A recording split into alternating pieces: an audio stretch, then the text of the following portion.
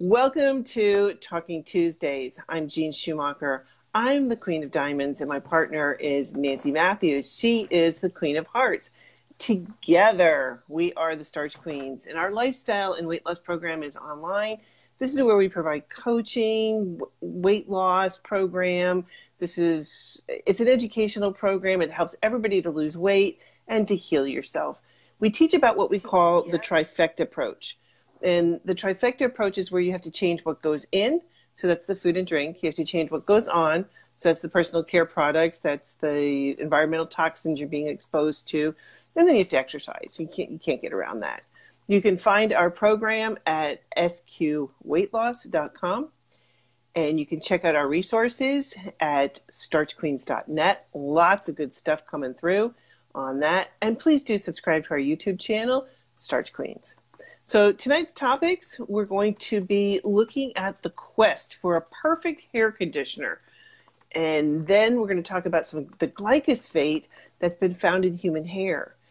And we're going to talk about how to eat an avocado seed. Didn't know that you could do that. Okay. I've heard about that, Jean, and I'm really intrigued. I was so excited to see this. So I'm going to be learning right along with everybody else. And then we're going to talk about some ideas on how to stay sane during the holidays, some Thanksgiving recipes. We're going to talk about sugar, and we'll go from there. So, Nancy, how you doing? I'm good. How about you? Did you have a good week, Jean? We're sorry that we missed everybody last week, but I had a terrible cold that hit me on Monday, and then on Tuesday I was just feeling crummy.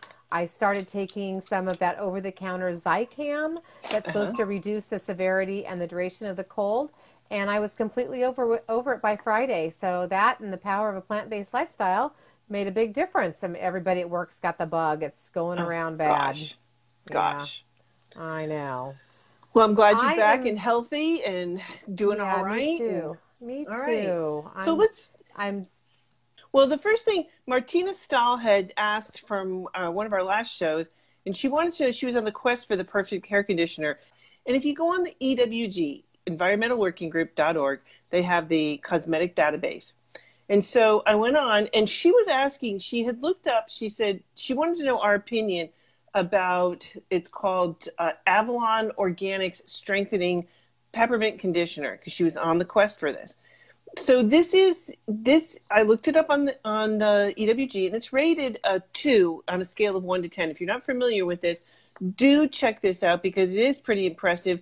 They have like over 60,000 products that they have gone through and looked at the data and looked at the ingredients in.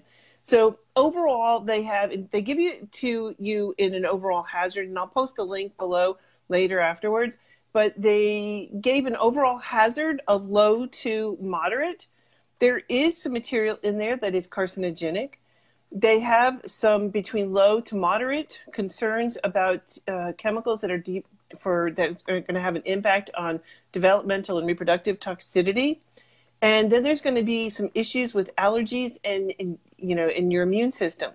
So. And then you can scroll down and look at some of the chemicals and what's inside of, they go through and have a conversation about each one of these ingredients in there. So this probably wouldn't be my first choice in terms of a hair conditioner. I think there's some better ones out there on the market for sure. So yeah, definitely. Doesn't sound like it would be a very good choice. No, and it is what's called EWG verified. So I just want to discuss what that means, because on their website they post that EWG verified is they have gone through the product and they think that in response to, I'm just reading this, it says, it avoids EWG's ingredients of concern. So some of the top ones that they're concerned about, they have full transparency in terms of the company, and they have good manufacturing practices. So my only concern with this is that they've got some chemicals in there that are carcinogenic, and according to their own database, there's some issues with developmental and reproductive toxicity. So I'm not sure how that qualifies, in terms of their EWG verified. I don't know enough about how and what their their process is, just what I'm reading from the website. But this, my antennas go up. So you have to do your research. They do have an app called Healthy Living that you can download for free. I like free, and it's on their website. I mean, it's on your phone that you can look at, and you can look at products before you purchase them. So do your research. You can also go on the website, the database. They also have one for cleaning products as well. So I really recommend that. I want to just put a plug in for Pure Haven Essentials because they're just amazing. The shampoo and conditioner, I found it's incredible. And they're all ingredients that are not going to cause issues. So, And I like the Honest Company. I like, of course, Pure Haven, but I also like the Honest Company. I mean, my hair is, it's pretty shiny, pretty thick, and I pretty much only use Honest Company. They're, again, really good, clean products that are not going to cause those types of issues. So, good question. Great question, because we all use personal care products every single day. Absolutely. Every day. Absolutely. All right. So Jean, let's talk about sugar. You got 51 names of sugar. How's that possible? I know, right? It's a sweet deceit, isn't it? It is. So anyway, but one of the things that when you're reading or looking at a nutrition label, one of the things you want to look for is the top ingredients, because they list the ingredients from highest concentration down to the lowest. So you want to make sure sugar is not one of the top. But here's what they do is they add different types of sugar. So overall the sugar is high, but they don't list it as high because they break it up into different types of sugar. So there was just, of course, we know some of the basics, like agave and cane sugar and things like that. But barley malt, did you know barley malt was a sugar? I did. I did not. Yeah. The one that really kind of grossed me out. Wait. I got to talk about what barley malt is first. Okay. Because I had to look this up because I'm like, what? That's a sugar? Yeah. Seriously? Yeah. How did that work? So I had to look this up. So the malt is germinated cereal grains that have been dried in a process known as malting. The grains are made to germinate by soaking in water and then halted the germination from further by drying with hot air. Then malting grains develop the enzymes required for modifying the grain starches into various types of sugars. I was like, wow. But, big process. Yeah. Did not know that. So barley malt is a sugar. So the one that really kind of disgusts me is glucose solids. Doesn't that sound appetizing? No, not at all. Well, we've got this big list of all these sugars. I mean, we've got 51 types of sugar. I mean, we're not going to go through every one of them. And what's treacle? Treacle. How do you pronounce that? Treacle. That's like a fudge. Treacle. I mean, I've heard like treacle fudge, but I've never heard of treacle sugar. So that's another one we'll have to... Turbinado sugar. Turbinado. Right. Yeah. And then, of course, then you've got raw sugar, maltose, maltodextrin, malt syrup, invert sugar. What's invert sugar? I know. What are some of these things? I'm confused. I know. Anyway, so the labels, like you say, Jean, are out to trick us. So that's why, and Nick and I have been caught up in the label, I call it the label mafia, because they do these things. They put these funky named sugars in here, and then you're thinking, oh, you're doing good. And it's like castor sugar. I mean, isn't that castor oil? I mean, what's castor sugar? I mean, the normal ones, evaporated cane sugar, free-flowing brown sugars. What's free-flowing brown sugars? So, yeah, you got to be on the watch out for those tricky sugars, don't you? Well, and I just want to put in a shout out to, or I shouldn't say a good shout out, but a bad shout out to high fructose corn syrup, which is, that has been in, when it went into the foods, the food industry loved high fructose corn syrup. And it was interesting how the pendulum has swung. In the beginning, they were like, high fructose corn syrup, this is awesome. Because the high fructose corn syrup is, it's natural, it's made from nature, it's good stuff, so you're not going to have to worry about it. Here's the problem, though. Fructose can only be broken down by one organ in your body. Do you know what that is? The liver. Boom, you got it. So it can only be broken down by the liver. And the problem with that is when you start to use this sweetener in everything, and the food industry loved it. First of all, it's sweeter than normal sugar, so you need less. So they would need less to put it in, whatever they were making. And then here's the other problem with that. It can go in for where it's a liquid. It could also go in for where it's a solid. So it worked perfectly. It blended beautifully into drinks and other things. So absolutely amazing. So the problem, though, is that your liver can only break it down. And it was in everything. I mean, if you tried to find some bread, things that you didn't even think of, like bread, you couldn't go down the grocery store aisle without finding some with that high fructose corn syrup in it. And it was in everything, from ketchup and everything, processed foods. So now the labeling... Log Cabin's maple syrup was pure high fructose corn syrup with maple flavoring. And that's all we used in our house. And I think about it now, it's like, oh my goodness, we had pancakes and waffles all the time. I mean, my mom probably made 50 million pancakes in her time at the kitchen stove raising 2 kids. I mean, we loved pancakes and waffles, and we didn't just, I should say I had pancakes and waffles with my syrup. I mean, it was just like the plate was a vehicle. It was a lake of syrup, And exactly. And then I just kept eating the pancakes and the waffles until I had sopped up all that high fructose corn syrup. So anyway, so much. We've learned so much. And it's true. I mean, and we're seeing kids with liver disease. I know. Cirrhosis of the liver. I mean, young children with cirrhosis of the liver, which you would only associate with like alcoholics, that have been, consuming alcohol for like 40 years. Because the only difference between the fructose and alcohol is like alcohol gives you the buzz, fructose doesn't. It's processed in pretty much the same way. So we were starting to see that. And now the pendulum has switched the other way, and it's now saying, advertising, no high fructose corn syrup. So... Yeah, no, they realize it's bad. I mean, and for me, that was when I was 49 years old. Actually started about 47 was when Dr. Brooks started watching and monitoring my liver because I had fatty liver syndrome and I was having those blood tests all the time every 6 months because of fatty liver syndrome, which they call non-alcoholic cirrhosis of the liver. Right. So, it's the liver is it's our biggest organ.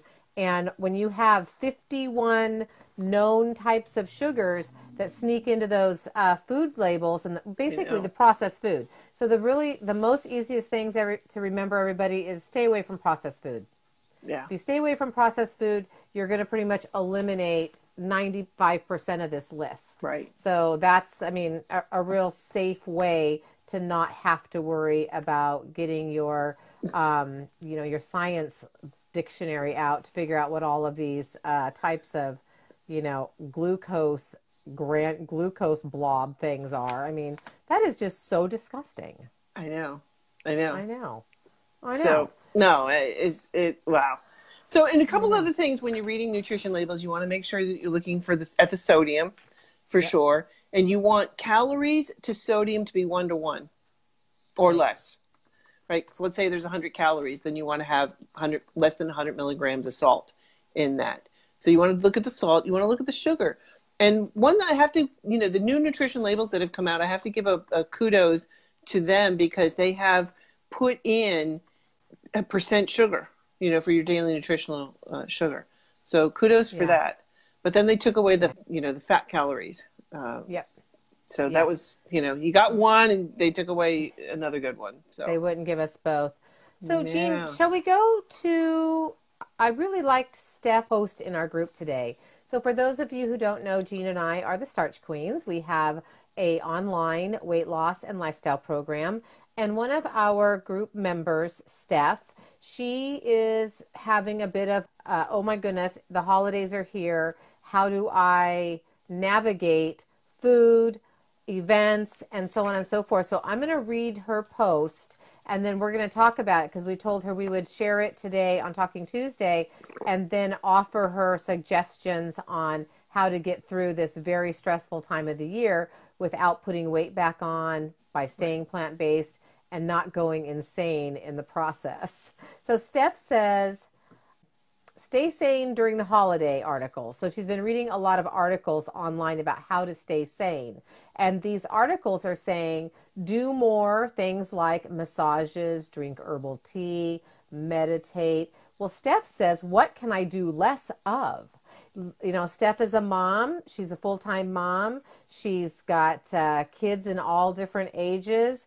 And these are some of the things that she has to do this holiday season. She says, I have props chair for the musical. So she has to attend the musical, plan company holiday party for her job, attend choir concerts, one per kid, participate and attend robotics regional championship, daughter's birthday, regular work, and more work due to change at company effective January 1st, and new sales plan. I volunteer, plus I have a volunteer commitment on December 9th that I must do. It's my month, my turn. Then add in the holidays. I'm feeling like I need to get ahead of it and that I need strategic planning regarding how I can do less. Other places like batch cook would help, but I didn't do that last weekend. I did get to Trader Joe's, but that's it. What else can I do in other areas of my life to stay on track and save time?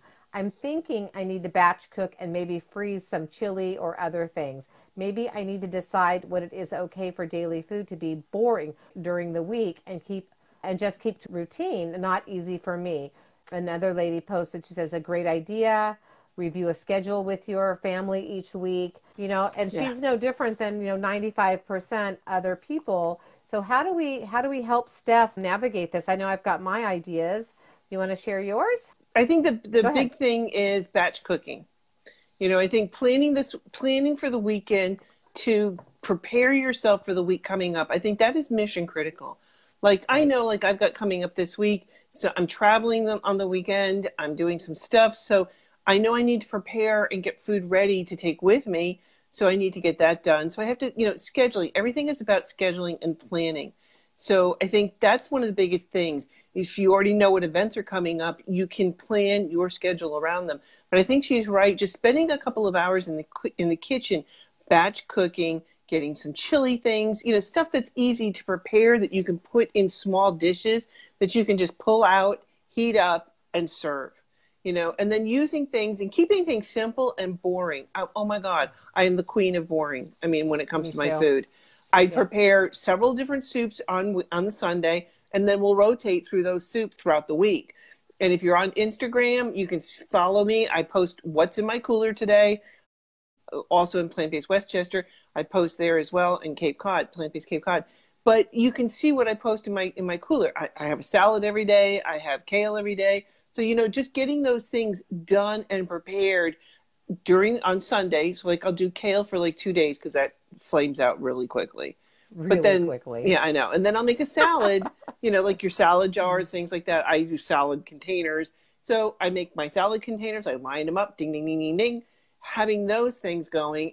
I mean, I think those are the big things is preparing, sitting down on Sunday night or Sunday afternoon and looking at your week ahead and seeing what you have to do to be prepared. Like I went last night to the Brooklyn Borough and I had to be prepared for that. So I had to make sure I had extra food in my cooler so that I could eat on the way to the event. I didn't know that they were going to have this huge, meal for us. I didn't know that, but okay. But I was prepared. I had the food. Right. I was ready. So that's all these things. Your turn.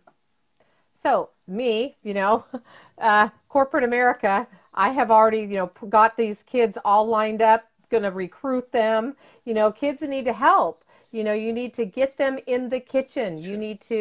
You need to have a family huddle.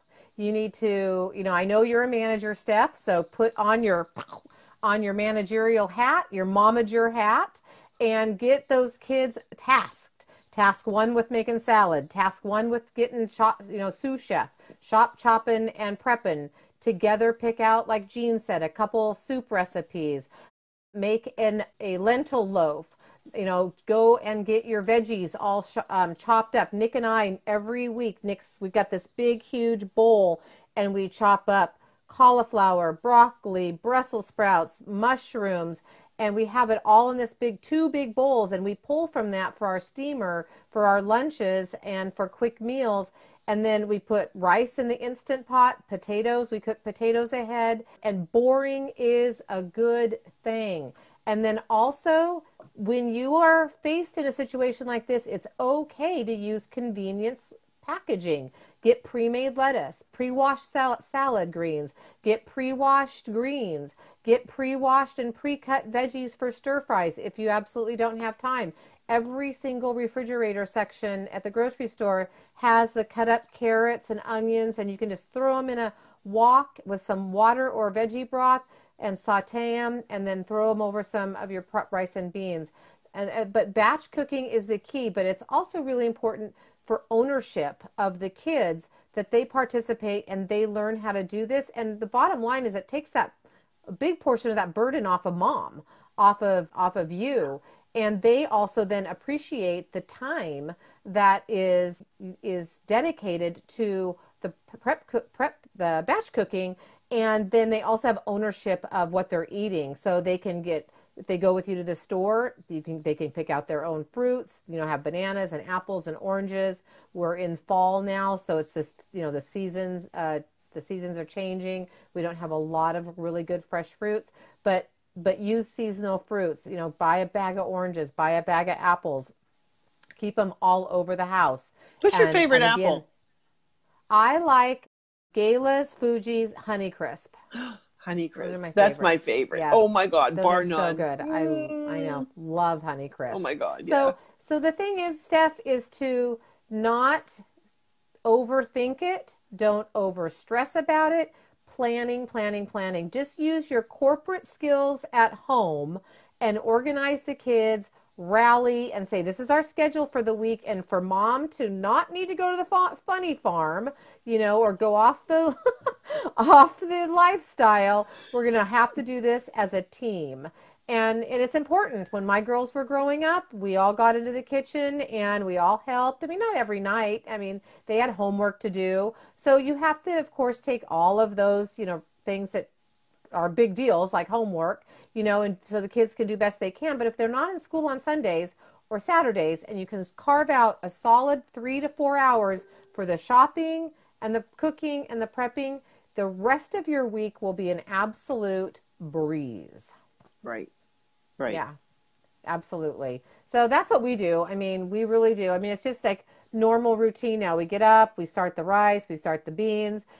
Nick will do a soup. We chop the veggies. It's like, and before you know it, like we're in this whole robot zone, like zombie zone. We get it done, and then we'll go hiking, or we have our grandson, and it just becomes second nature. Right. And so you don't, like you say, keep your food boring and your life exciting. Exactly. I like that. Exactly. I know. So that was a good topic, Steph. That affects a lot of people. I mean, we all get caught up in that holiday stress. That's for sure. It's true. I mean, I'm starting to feel this now. I mean, and I know we've got an event coming up for Plant-Based Westchester coming up on the 17th. I have a potluck on Sunday. Yeah.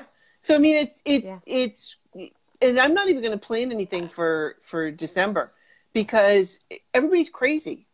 And it's like just one more event, and it's like, and I'm with Steph. I mean, like, let's see if we can simplify it for the holidays, because there's just like all of these things that we're expected to participate in and be part of, and it's like it's becoming so stressful and hard to do. And like, at the end of the day, you just want to pass out and curl up in a ball and go to sleep. It's exhausting. I mean, that's one of the things that I decided, 3 or 4 years ago, that I was going to really be picky and choosy about what we do during the holidays, because I want to enjoy my holiday season, and I want to, have it not be so much of a rat race.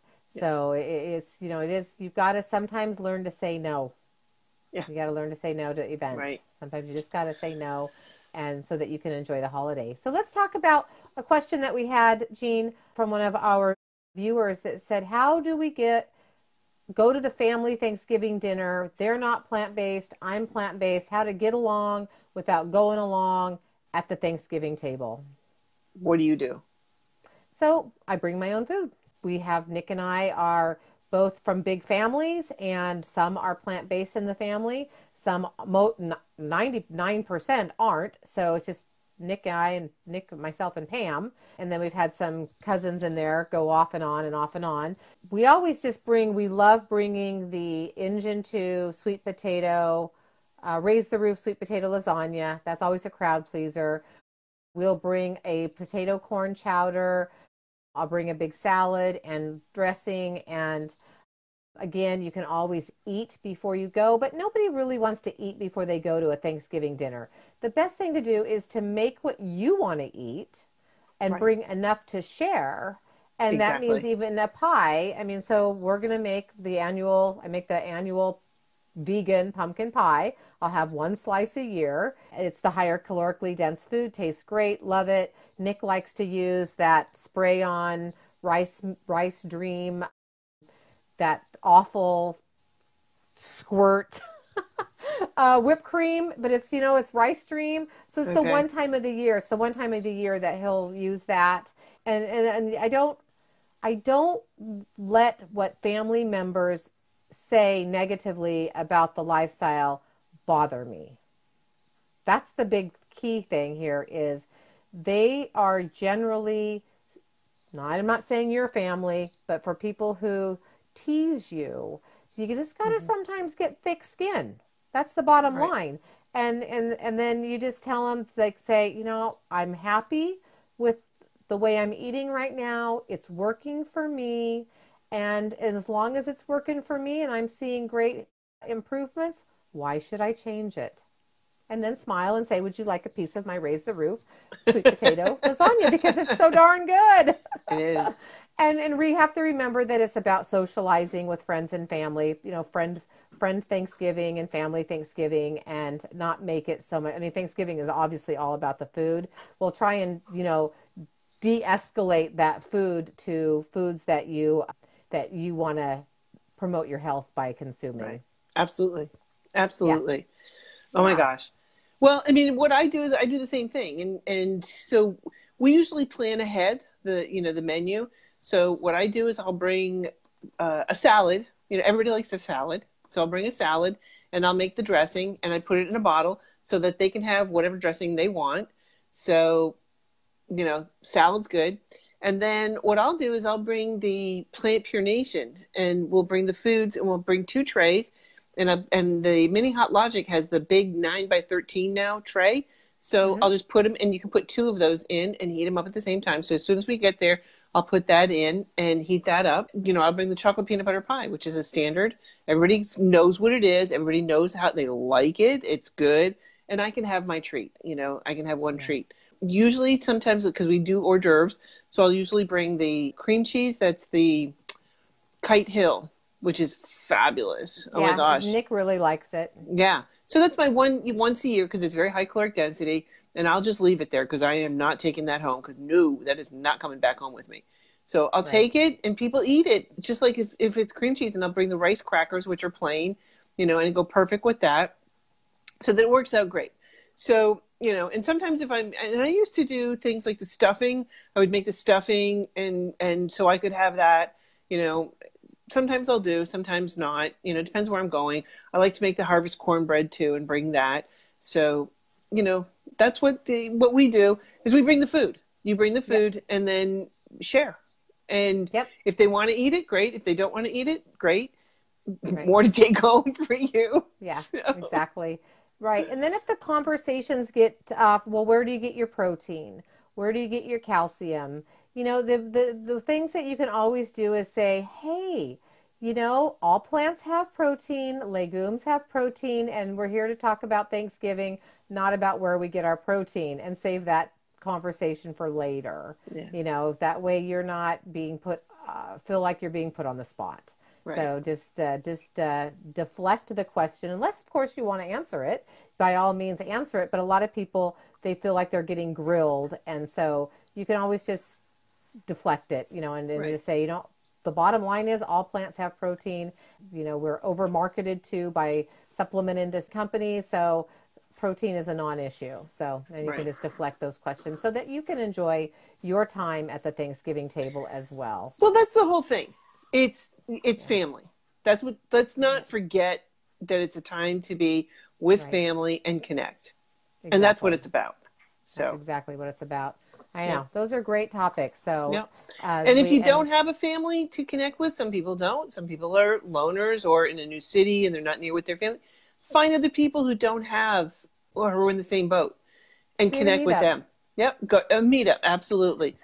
Start a meetup and connect with other people that don't have it. Invite them, go out to dinner. Yeah, we're having our plant-based Chico our first annual plant-based Chico Thanksgiving potluck this coming Sunday. So, it's going to be a great place where people can come that may, again, be out of town or unable to go home for their family Thanksgiving. This way they'll have a really nice plant-based meal with friends, which is really nice as well. And for good Thanksgiving recipes over in Plant-Based Chico, I posted a couple links today for good plant-based vegan Thanksgiving recipes. I can't do it right now, but obviously, but we'll do that. So, all right. So, or just go over to Plant-Based Chico. I actually pinned it so you can grab it there, but we'll put it down below. So Thanksgiving, we're at that time of the year, then Christmas, then the dreaded New Year's Day resolutions. My goodness. Avocado seeds. Yes. I've never heard about this. Have you ever taken one and put toothpicks in it and tried to grow an avocado? Mine always flopped. I always forgot about them, forgot to put water in them. It's your attitude. Terrible. Brown thumb. Okay. Well, I found this, I don't know where I saw this article that came through, and I thought this was absolutely cool. And I'd never seen this, so I thought, okay. So what they did is they took the avocado seed out and then just basically put it into an oven, like low oven, like maybe 250. They cooked it like 300 degrees, somewhere in there, and they cooked it for about 2 hours. And once you got it out, they took off the outer wrap, which kind of just flaked off. Okay. And then they cut it, and it was kind of like the inside of a chestnut, that it was soft, somewhat soft after cooking. So they chopped it up finely and then put it into a blender and then pulverized it. And now you have this almost like that you can add to like smoothies and drinks and stuff like that. So I wanted to share with you what some of the benefits are of That's eating. What I was just going to ask. It's a great minds. What can I say? So the avocado seeds, and I did not know this, they're a rich source of antioxidants, and the seeds contain about 70% of the fruit's total antioxidant content. Wow. I know. I did not know that. They're very high in dietary fiber, and as we all know, the soluble fiber helps balance our blood sugars. It keeps them on an even level. Yes. This I didn't know. It's naturally antimicrobial. So these seeds demonstrate fungicidal or antimicrobial activities, meaning they can boost the immune function and protect you from illness. Wow. That's good amazing. To know, especially we're coming into the cold and flu season. So do they have a fat content? Because avocados have a high monosaturated fat. So I wonder good question. I wonder if the seed has any fat in there. I don't know. Good question. I don't know what the nutritional content would be. I'm thinking that's a good question. Seeds, sunflower seeds, avocado seed, they're higher in fat. So I'm just kind of curious if they would have a higher fat I would imagine so. I would think so too. If you're just sprinkling a little bit into a smoothie or sprinkling a little bit on your salads, to help boost that up. But it's also good. Tastes like avocado. Good question. Don't know. But you're not adding a lot. But it's not. You're not adding a lot. It's not like you're. Experiment. It's not like you're making guacamole, and swimming through the guacamole, Now I want guacamole. I know, right? With some of those chips. Oh my God. Pretty sure I could live on guacamole. Without question. California, guacamole it's like, love it. Love it. That's cool. That's really cool, Jean, because there's a few more things. Oh, cool. Yeah. It helps to reduce cholesterol levels. So that's Awesome. awesome. And the American Indians used to use this in their medicine, particularly in terms of digestive health, because they found it had a huge, huge impact.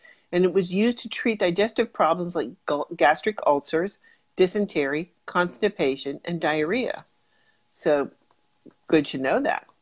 Also, it's anti-inflammatory. So the oxidants that are found in the avocado seeds are one of the best body's weapons against inflammation. So this is going to help quell that inflammatory response and reduce pain and swelling. So, wow, who I think knew that's about amazing. the, yeah, right? Yeah, Yeah, I'm having this memory that I'm pretty sure I saw something go through my Facebook feed or an email that talked about the avocado pit. They cooked it like you mentioned. I don't yeah. remember how they cooked it, but they shaved it like with a really thin mandolin, Uh-huh. almost like tissue thin slices, and they were doing like an hors d'oeuvre with it. And I was just fascinated by that. So I'm gonna have to get an I avocado could pit see, I could and bake see that one you could slice it and then put it like on a rice cracker. Maybe put some cream cheese on top of or that Kite Hill creamers. yeah. Hors d'oeuvres for Thanksgiving. Thanksgiving. Just Thanksgiving, once a year, people. That's all we do it. Because pretty Yeah, much, once a year. Nancy and I are committed to basically eating low calorie, low calorie density foods. Um, yeah, High nutrient. high High nutrient. nutrient. Yes. Well, that's a great way to segue into intermittent fasting. Yes, I'm loving this. I'm loving this. Yeah, I Absolutely. know.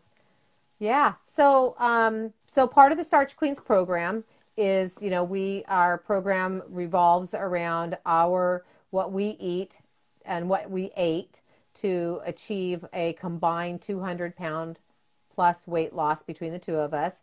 And that's by following a starch-based, high nutrient, low calorie lifestyle, basically following the McDougall maximum weight loss program expanded, because that book was written so long ago. We love having our greens, so we're taking and we're blending some of Dr. Esselstyn, and just what the science has brought forward in the last 5 years in nutrition is mind-boggling. I know. So we know that phytonutrients, micronutrients, like Dr. Furman teaches us. He is such a brilliant doctor when it comes to nutrition, and he has his G bombs. So we take in our program and we live that lifestyle.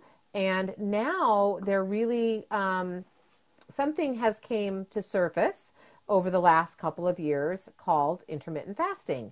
So I hadn't really heard of it until a couple of years ago. We knew about True North.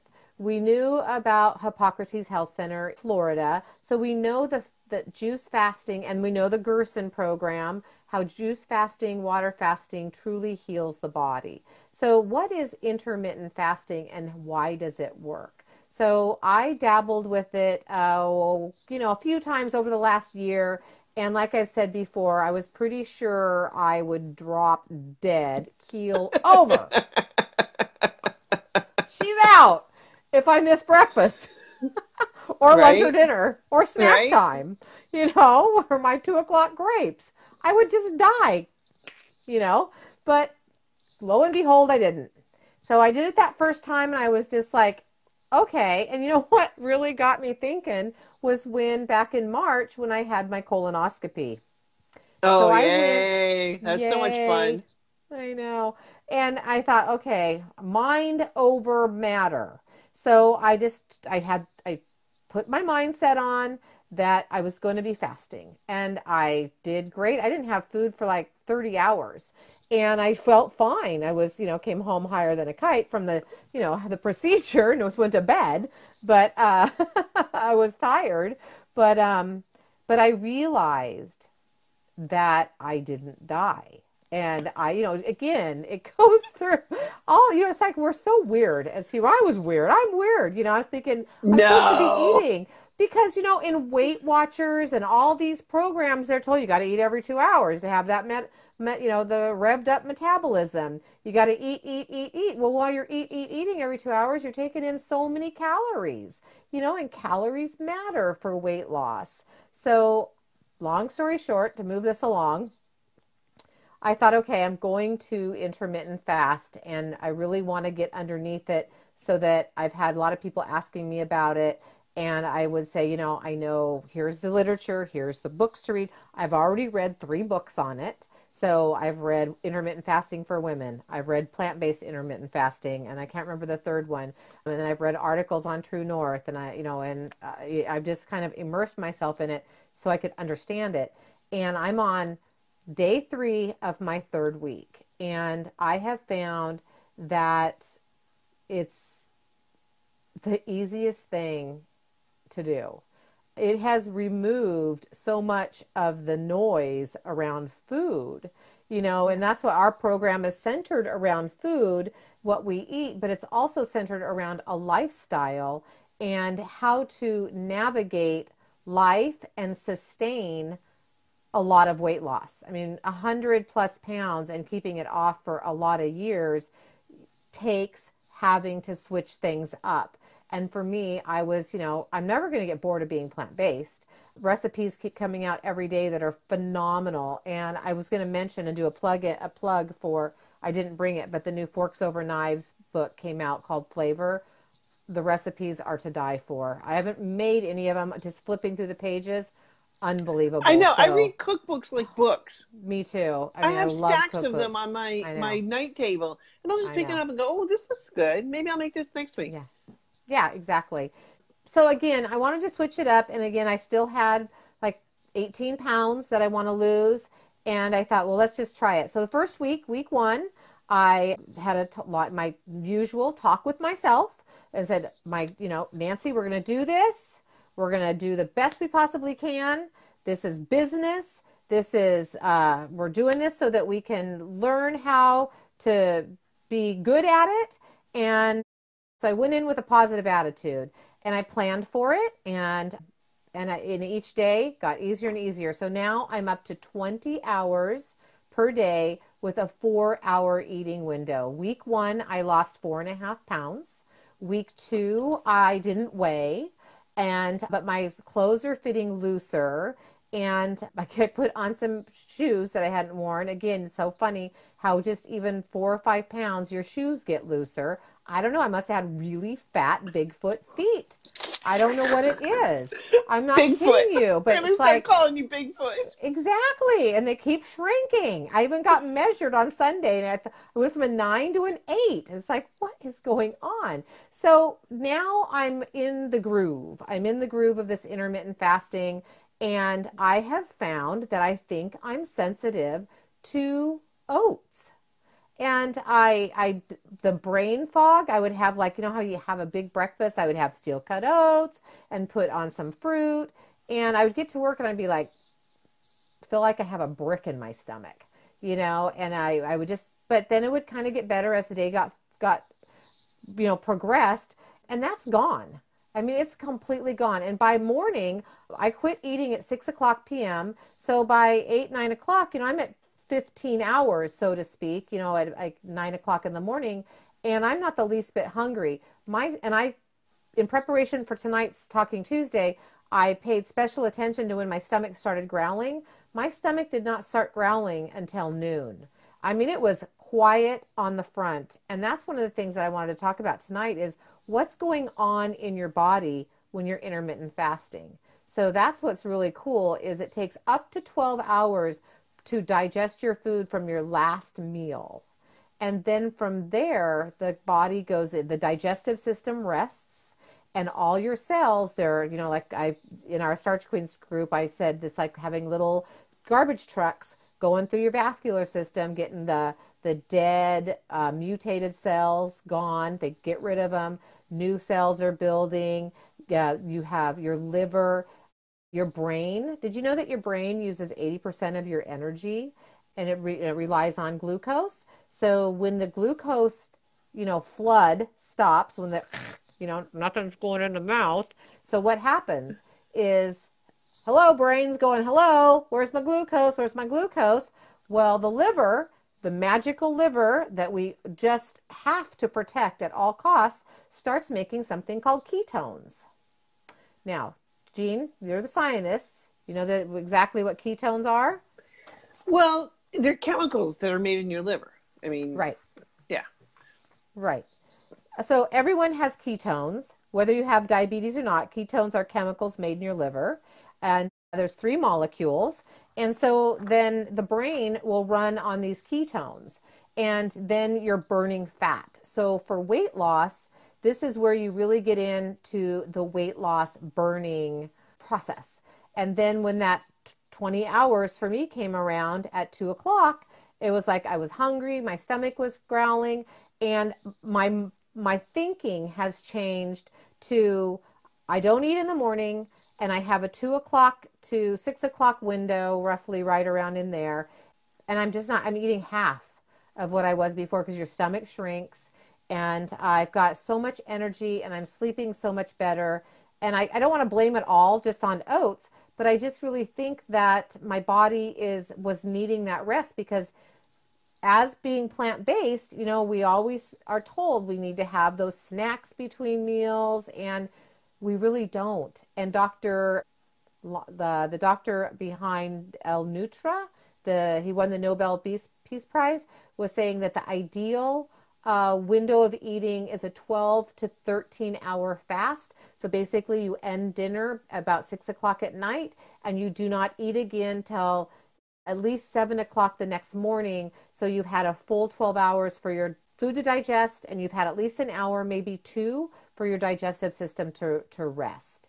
And so I'm doing that, and I'm going to do it until I get these 18 pounds off. And then I'm going to really incorporate it into maybe a once a week, do 5 consecutive days of intermittent fasting for longevity. There's so much to know and to learn about intermittent fasting. It's amazing. You've been doing it for a while. I have, and I've been doing it I can't do the 20 and 4. Mine I do 18 and 6. Right. So, and part of it is I have to eat when I get if I have a free period or, right. Sometimes I have kids coming down and help, I have to help them. So, I have to eat when I get, the opportunity too. So sometimes it's, a little bit less than 18. Sometimes it's, sometimes I'll go 19. But going to that 20 hour, my stomach is just going, yeah, no, if you don't feed me now, the inner raccoon's coming out and I'm going scrounging for something. And so I'd rather eat my good food. So, yeah. No, and that's true. I mean, me at work, if I have a meeting, like every week I have a Wednesday managers meeting from 11 till whenever. So I just take my little whatever it is I plan for that day, and I set it off to the side. It's always a lunch managers meeting, so they bring lunch in. So sometimes on those days, I'll eat at 1 o'clock when everybody else is eating, and then I'll just bump up my cutoff time to 5 o'clock. So it just it moves around there. But I try to consistently stay at a minimum of 19 to 20 hours, and I feel good. I feel really good. I do. So what I really want to do now is I'm looking forward to do it like Howard did from Plant-Based Chico, is I want to do a True North. I want to go over to True North and do a minimum of at least a week. I want to get a week of intermittent fasting. I don't know, I could do 3 weeks. Howard did 3 weeks. I'm pretty sure I'd have to go to outer space or someplace if I didn't eat. But the other thing is food addiction. It's real. And it helps break it. It helps to break it. That snacking, gone. I just tell myself I'm intermittent fasting. Food is not an option. And I tell myself, I have talks with myself and I say, Nancy, your stomach is digesting. Your cells are working. You don't need anything. You've just had 3.5, 4 hours of eating. Let your body work and do what it's designed to do. Don't keep feeding it calories that it doesn't need, that it's just going to store as fat. Well, and just a couple other things to be aware of. When you start to do this, you're going to release some of the toxins that your body has stored over, like that 57 Chevy license plates. It's coming out, baby. And I've noticed, like I just had a couple of pimples up here pop out, and I almost never get pimples anymore. Yeah. And I've just noticed, and it's not because I've been eating anything different. It's just some of the fat's coming out, and it's coming out through your skin. Right. And so, and it can come out in different ways. It can come out in scaly patches. It can come out in hives. Your body's a couple of ways. I mean, you're releasing the toxins. If it comes out through, your waste, your urine or feces, and that's great. But if you can't get it out fast enough, then, it'll come out sometimes through your skin and Right. show out that way. So, and Right. also you can get like headaches, like you feel like, oh gosh, I just don't feel good. I feel like I'm coming down with the flu or something like that. But you have to learn how to embrace that and embrace that feeling and know that your body's detoxing. What are you smiling at now? Because, I had one of my lovely night sweats. Again? It wasn't as bad as a year and a half ago, but I woke up in the middle of the night and I'm like, oh, my hair's all wet. So I hit an estrogen pocket. Yeah. Yeah, burning fat. So I was in fat burning mode. That's one of the things, ladies, if you have any type of fat storage anywhere on your body, and we have some estrogen in there, you could have, Well, it's not just estrogen. It's not just estrogen. It's the mimickers as well. Exactly. Yeah. And so there's a lot of things like parabens. Parabens mimic estrogen and they bioaccumulate. And so as you start to release and break down these fats, you're releasing these. And so your body thinks it's estrogen, so it burns it off. And so you get these hot flashes and it's like, well, wow. I remember that hot flash that you had what was it, 2 years ago? Wow. Two of them. My shirt. You had two of them. Yeah. In the night. Soak the bed. Had to change the sheets and get up and take a shower and change my nightgown and everything. I mean, it was it was an experience. I thought I would be dehydrated. God bless you. You got up and recorded a video in the morning and you look like hammered shit. I mean, I'm just not going to lie. Hey, that's what we're all about. This show is about the truth. It's true. It's true. Absolutely. Yeah, it is. But so it's still out there. That video is still out there. Oh, yeah. It's out there. It's on, I think it's on the starchqueens.net under videos under the top. Thanks for sharing that little tidbit, Jean. But God bless you. You did. I mean, you got up and recorded this video just to say, women don't know. That's the thing. My mom had a hysterectomy at 40 years of age. All my aunts did. I didn't know anything about menopause, and all the things that go on. So it's like, we've got to share this information, man. We're a sisterhood. We got to share this information. And I mean, I'll gladly be, the guinea pig every chance I can get if it's going to help somebody else. And so this is my journey right now in intermittent fasting. And then she let the cat out of the bag with toxins and how to get them out of there.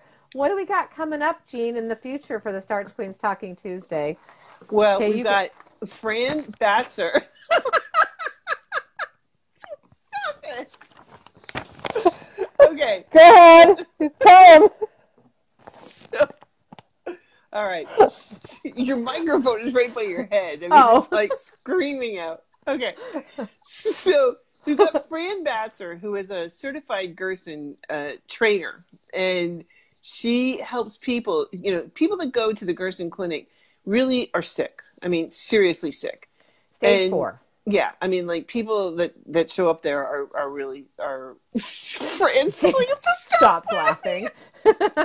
We love you, Fran. Anyway, so the people. Thanks, Fran. So the people that end up going to the Gerson, I mean, are super sick. And one of the things that they work on is hyperalimentation, hypernutrition. They're getting juicing into you through, because your body's having a hard time digesting because you're so sick. And so one of the things as you start, now what? Wait. 3 piles of poop. One thank for you, each Fran. of us. Thank you, Fran. Yeah, thank you. Plant that image in my head. Thanks. So anyway, one of the things is once you start to heal your body, you start to break down a lot of the toxins that are associated with cancer. You're breaking down the cancer cells, and you got to release them.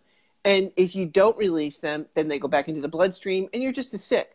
So one of the things that you can do is to release them through the colon, and that's a coffee enema, upside down coffee. So we're going to be talking about that. We're going to have a whole episode, and I'm going to figure out the Zooms. So next time we can do it. And I am getting low battery, so Me Perfect too. time to So wrap it up. on that So, note, Fran is a certified Gerson trainer, and so she's going to be joining us. I'm going to be showing a video clip of my nest. It's called a nest, where we do our upside down coffees. And I'm just going to throw this out there, everybody.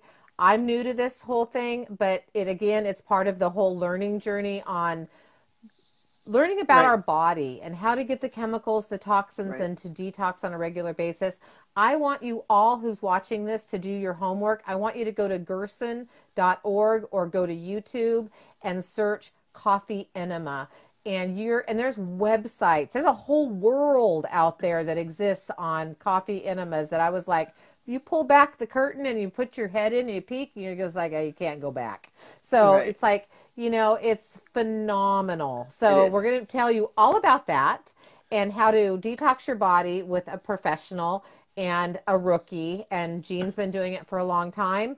And just again, it's just a matter of the Starch Queens sharing our life, our journey that's going to help you get healthy. We're not telling you guys to go out and buy buckets and start doing coffee enemas. We want to share the experience with you so that there are alternatives, so And that options. if you or somebody gets a diagnosis, you can know that there's people like Fran in the world that can give you other options that will help Right. improve your overall health. And that's the whole goal here. Absolutely. Well, Yes. another great Talking Tuesday. Thank you, my Another one. partner, Thank you, my partner. the Queen of Hearts. She High is. five, high High five, five. High high five, high five. five. And I will get this that threw me for a loop, the Zoom and the interface. I have no clue how to connect, so I'll probably be Technology. on. We'll figure it out. You're the queen of diamonds. That's what you do. I will figure it out. You will. Trust me. Good night, everybody. We'll see you next week. And please join us, because next week, if Fran has it open, we plan on doing Well, wait, let me get our. the technology. We Okay. got to make sure we got that, because we definitely have to show the screens and share that and the Yeah. Well, we videos and have our stuff. green So, room that we can practice in this week. So, so all right, anyway, everybody. good night. Night. Night, John Night. Boy. Night, Mary Ellen. Night, everybody. Thanks for joining us.